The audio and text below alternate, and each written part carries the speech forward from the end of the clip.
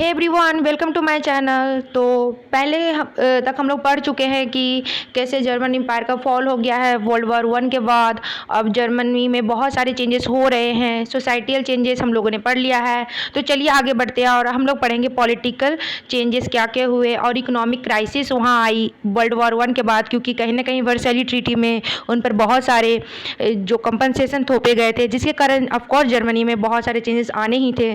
तो चलिए आगे बढ़ते हैं कि वो पॉलिटिक्स में कैसे चेंजेस आए, इकोनॉमिक एरिया में कैसे चेंजेस आए। तो चलिए आगे बढ़ते हैं। जो सबसे नोटिस करने वाली जो पॉलिटिकल चेंजेस हुई वो थी स्पार्टिसिस्ट अपराइजिंग। इस अपराइजिंग में कुछ लोग जो कि वेइमार रिपब्लिक के अगेंस्ट थे, उन्होंने अपराइजिंग रिवोल्ट कर दिया। और ये जो रिवोल्ट था वो वोल्शेविक रिवॉल्यूशन जो कि रशिया में हुआ था उसी के पैटर्न पे था। कहीं ना कहीं इन लोगों का सोवियत स्टाइल गवर्नेंस ये लोग चाहते थे। इस तरह से हम देखेंगे कि जो जर्मनी की जो कैपिटल है वर्निल, वहाँ की जो इन्वायरमेंट है उसमें काफ़ी चेंजेस आए। और जब ये अपराइजिंग होने लगी तो इसे क्रश करने के लिए जो भी वहाँ के वेइमार रिपब्लिक के जो सपोर्टर थे, जो कि थे डेमोक्रेट्स थे, कैथोलिक्स थे, सोशलिस्ट थे, वो सारे एक जगह एकत्रित हुए और उन्होंने फिर इस जो रिवॉल्यूशन हुआ उसे क्रश करने के बारे में सोचा और उन्होंने इसे क्रश भी किया। उन्होंने इस अपराइजिंग को दबाया और इस अपराइजिंग को दबाने के लिए उन्होंने एक ऑर्गेनाइजेशन का हेल्प लिया जिसका नाम था फ्री कॉर्प्स, और इसकी हेल्प से उन्होंने पूरी तरह से इस अपराइजिंग को दबा दिया। तो कहीं ना कहीं जो ये अपराइजिंग दबी, उसके बाद लोग काफ़ी गुस्से हुए। उन्होंने फिर इस आगे चल के यही लोग कम्युनिस्ट पार्टी ऑफ जर्मनी का फॉर्मेशन करते हैं। तो जैसा कि आप देख सकते हैं कि यहाँ पे जो कम्युनिस्ट पार्टी के लोग थे और सोशलिस्ट थे, वो उनमें बहुत ज़्यादा डिफरेंस आ गया। यही एक मेन रीज़न रहता है कि आगे चल के जब हिटलर का राइज होता है और जब इन्हें एकजुट होके साथ होके हिटलर के सामने खड़ा होना चाहिए था, तो ये कहीं ना कहीं ये दोनों पार्टी एकजुट होके आगे नहीं आ पाते हैं और हिटलर को इससे कहीं ना कहीं मजबूती मिलती है। तो ये सारे जो इन्वायरमेंट जो और ये सारे जो ट्रबल हो रहे थे, ये कहीं ना कहीं हिटलर को राइज होने में काफ़ी हद तक मदद मिली।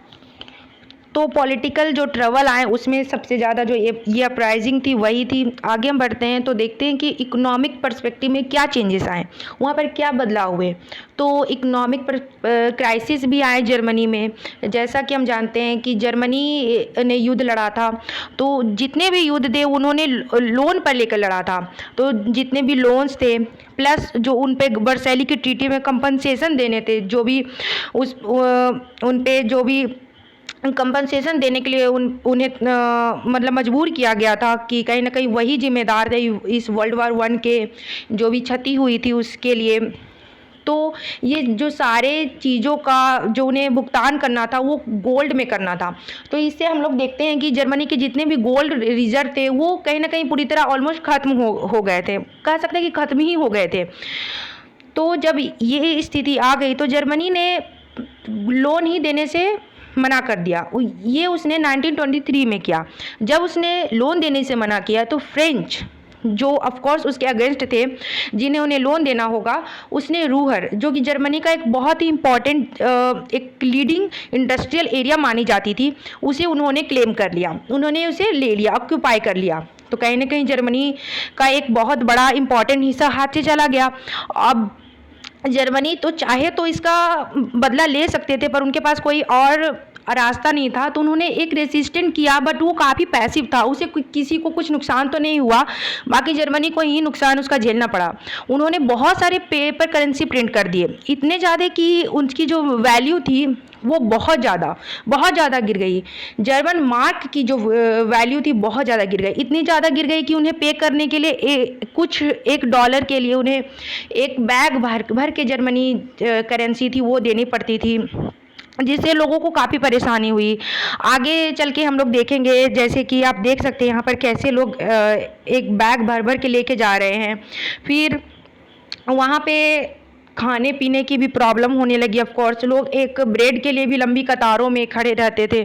तो इन सब चीज़ों को देखकर कहीं ना कहीं लोगों की सिंपैथी जागी जर्मनी के लिए, और अमेरिका आगे आया जर्मनी की हेल्प करने के लिए, और जो उस पर जर्मनी पर कंपनसेशन लगे थे उससे कहीं ना कहीं कम किया गया, और उससे जो जो हार्श ट्रीटी थी कहीं ना कहीं उसे थोड़ा आराम से मतलब ईज़ कर दिया गया उसे, कि उतना ज़्यादा दिक्कत ना हो पे करने में, क्योंकि ये कहने मतलब लोगों की सिंपैथी गेन हुई जर्मनी को। और जो ये जर्मनी में जो बहुत ज़्यादा पेपर करेंसी छापने से जो स्थिति पैदा हुई थी उसे हाइपर इन्फ्लेमेशन कहते हैं, जिसमें ये होती है कि मनी की जो कंट्री की जो करेंसी रहती है उसकी वैल्यू बहुत ज़्यादा घट जाती है अदर करेंसी के कंपेयर में। तो उन्हें मान लीजिए $1 भी लेना हो तो उन्हें बहुत सारे पैसे पे करने पड़ते थे। इसके बाद का जो हमारा टॉपिक है वो है द ईयर ऑफ डिप्रेशन।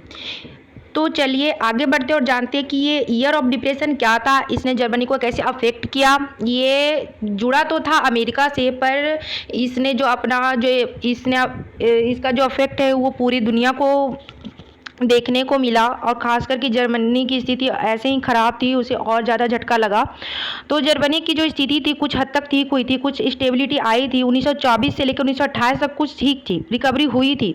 वो भी रिकवरी बहुत ज़्यादा परमानेंट नहीं थी। वो सारे जो भी थे वो शॉर्ट टर्म लोन और इन्वेस्टमेंट पे थी, वो भी यूएसए के द्वारा। तो ऐसा होता है कि यूएसए की एक जो शेयर मार्केट है वॉल स्ट्रीट एक्सचेंज, वो क्रैश हो गया। जैसे ही शेयर मार्केट क्रैश हुआ वॉल स्ट्रीट एक्सचेंज, तो जितने भी लोग थे जिनके पास भी शेयर थे वो बेचने लगे अपना शेयर वो बेच करके हटने लगे मार्केट से, जिसके कारण ये हुआ कि और भी ज़्यादा स्थिति बद से बदतर होती गई। और यहीं से शुरू हुआ ग्रेट इकोनॉमिक डिप्रेशन, यहीं से स्टार्ट होती है। और जैसे जैसे ही समय आगे बढ़ा और लोगों ने भी अपना जितने भी मार्केट में पैसे उन्होंने डाले थे उन्होंने अपना पैसा वापस ले लिया, जितने भी एक्सपोर्ट थे वो गिर गए, जितने भी फार्मर थे उन्हें भी बहुत बुरी तरह से नुकसान हुआ, जितने भी पैसे लगाने वाले होते हैं उन्होंने अपना पैसा मार्केट से निकलवा लिया। तो इस जो इकोनॉमिक जो रिसेशन हुआ उसका जो मतलब इफ़ेक्ट था वो पूरी दुनिया में देखा गया। ये जो इकोनॉमिक क्राइसिस आई थी ये तो पूरी वर्ल्ड को इससे नुकसान हुआ ही, लेकिन सबसे ज़्यादा जिसे हिट किया वो थी जर्मनी। वहाँ की जितनी भी प्रोडक्शन थी वो पूरी तरह गिर चुकी थी, वहाँ के इंडस्ट्रीज़ बहुत बंद हो चुके थे। इसी से अंदाज़ा लगाया जा सकता है कि 1929 से कंपेयर करें अगर 1932 को, तो 40% जो है वो प्रोडक्शन घट चुका था। लोगों के पास काम नहीं था, लोग बहुत ज़्यादा अनएम्प्लॉय थे, अनएम्प्लॉयमेंट बहुत ज़्यादा ऑलमोस्ट 6 मिलियन छू चुका था, इतना ज़्यादा अनएम्प्लॉयमेंट था, लोगों के पास काम नहीं थे। वो लोग कुछ भी काम करने के लिए रेडी थे, यहाँ तक कि वो लोग अपने गर्दन पर एक पट्टा टाइप या कुछ प्ले कार्ड लगा के चलते थे कि willing to do any work. वो लोग कोई भी काम करने के लिए रेडी थे, क्योंकि उनके पास काम ही नहीं था, उन्हें खाना चाहिए था, तो ऑफ कोर्स वो लोग काम करेंगे। यहाँ तक कि जहाँ पर काम मिलता है वहाँ के लंबे लाइन लगे होते थे लोगों की कि उन्हें काम मिल जाए किसी तरह। अब जब काम नहीं रहेगा तो ऑफ कोर्स लोग क्या करेंगे, बुरी आदतों की ओर जाएंगे, जैसे कि चोरी हुआ, डकैती हुआ, ये सारी चीज़ें बढ़ने लगी। और इसमें सबसे ज़्यादा जो जिन्हें प्रॉब्लम हुआ वो थे मिडिल क्लास के लोग, जिन्हें पैसे मिलते थे सैलरी पर थे, जिन्हें पेंशन मिलता था। उन्होंने देखा कि उनकी जो भी सेविंग थी उन्होंने वो खर्च कर दिया, उनके पास अब कोई सेविंग नहीं थे, सारे उनकी मनी की जो वैल्यू थी वो ख़त्म हो चुकी थी। और जितने भी छोटे बिजनेसमैन थे, जितने भी सेल्फ एम्प्लॉय थे, जितने भी रिटेलर्स थे, उन्हें बहुत ज़्यादा नुकसान का सामना करना पड़ा। उनके ऑलमोस्ट बिजनेस जो थे वो पूरी तरह ख़त्म ही हो गए थे। बड़े बिजनेसमैन को तो ऑफ कोर्स नुकसान का सामना करना पड़ा ही, लेकिन छोटे बिजनेसमैन के लिए कोई रास्ता नहीं बचा, वो पूरी तरह उनका जो बिजनेस था वो ख़त्म हो गया था।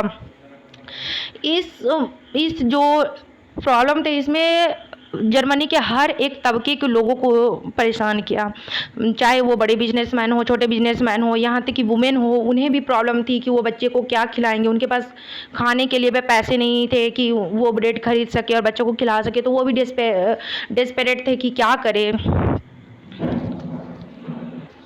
तो ये सारी जो थी स्थिति थी वो थी जर्मनी की फर्स्ट वर्ल्ड वॉर होने के बाद, कि उस पर कितने ज़्यादा कंपनसेशन लगाए गए। वर्सैली की जो हार्श और ह्यूमिलेटिंग ट्रीटी थी स्थिति थी उसके कारण, और जो उसकी सोसाइटी की जो प्रॉब्लम्स थे वो हमने पढ़ा, पॉलिटिकल जो प्रॉब्लम्स आए वो हमने पढ़ा कि कैसे वेमनार रिपब्लिक फॉर्म हुआ, लेकिन कैसे उसे वहाँ के लोगों ने ही सपोर्ट नहीं किया, इकोनॉमिक क्राइसिस कैसे आई। तो आगे हम बढ़ते हैं और ये सारे बैकग्राउंड बन चुका है हिटलर के राइज होने का।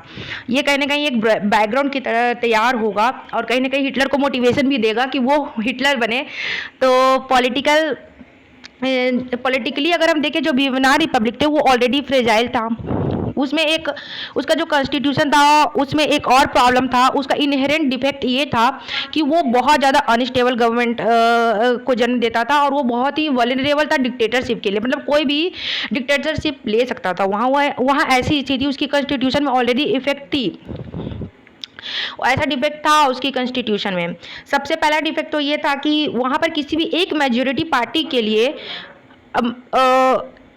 एक पार्टी के लिए मेजॉरिटी अचीव करना ऑलमोस्ट इम्पॉसिबल था। कोई भी एक पार्टी है जो खुद से मेजॉरिटी पा ही नहीं सकता था, ऐसा वहाँ का स्ट्रक्चर ही बना हुआ था प्रोपोर्शनल रिप्रेजेंटेशन के कारण। तो वहाँ जब भी गवर्नमेंट फॉर्म होती थी वो कोलिएशन के कारण ही, कोलिएशन के हेल्प से ही फॉर्म होती थी, गठबंधन की सरकार चलती थी वहाँ। और उसमें दूसरी डिफेक्ट थी वो थी आर्टिकल 48 उसके वेमनार रिपब्लिक के कॉन्स्टिट्यूशन में।